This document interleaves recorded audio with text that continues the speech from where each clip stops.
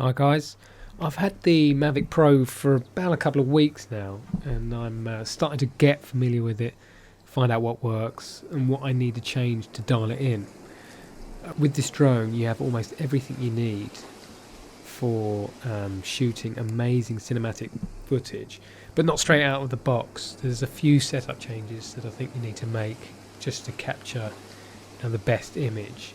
There are loads of setup and tips videos on YouTube, but I wanted to do a really short, quick one just to run down the few key changes I've made.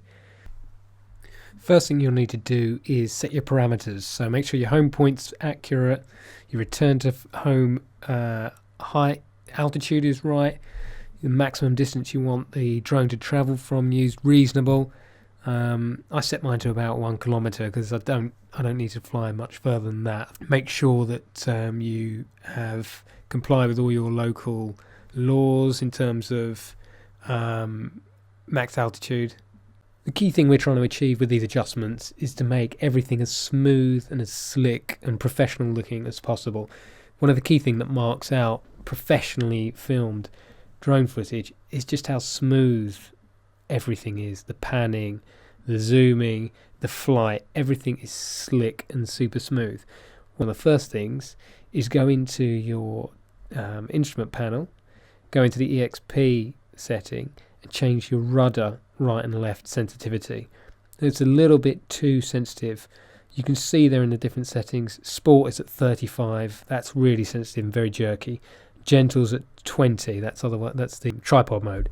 So what we want to do is leave the throttle up and forward and backwards where they are, but change the left and right to 20. I find that's quite a nice number just to be nice and smooth when you're trying to pan right and left.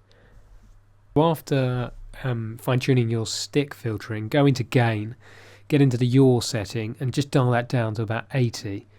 That will just knock off the sharp edges from that sensitivity as well. Like I said, 80 works for me, but whatever works for you might be 85, 90. Just the trick is go out there, play with it, see what works. Don't expect to get the right setup straight away.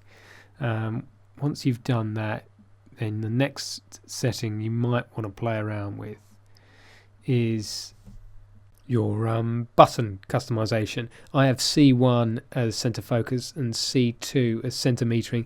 They're just easy to reach and conveniently placed, something you might use quite frequently. I've also found myself changing the 5D button customization from the way it came out of the box. The most important one I find up. It's important to have camera up and down. That's something you're going to use all the time, from the bird's eye view to wanting to flick the gimbal straight up for a point of view.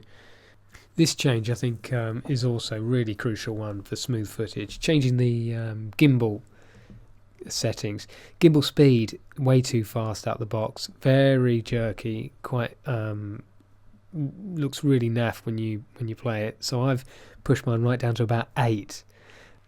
8 will make it nice and controllable with the wheel on the controller. I also changed the gimbal tilt limit to 30% extensible. That enables you to sort of lift it up as well, so going past horizontal. Gimbal pan synchronous follow, that will smooth everything out when you're going left and right. And gimbal stop start buffer I've pushed on to 20. That will mean that as you come off the pan up and down, it'll just smoothly transition to stationary and give you a really nice shot. The final setting to cover is the picture profile you use for filming. The jury's out on this. I've seen lots on the internet on what works best, but I find the camera is incredibly sharp under its normal settings. So I have experimented and thought that 2K on art with sharpness down to -1 and contrast -3 and saturation -3 gives you the easiest palette to work with when you color correct in post-production. Other settings I find just too sharp too grainy, just not very nice to work with. So hopefully some of these settings will work for you. If you've got better settings or anything that works better that you think could improve the settings I use, please leave a comment below. But hopefully will set you on your way to filming some really nice shots, a little bit like this.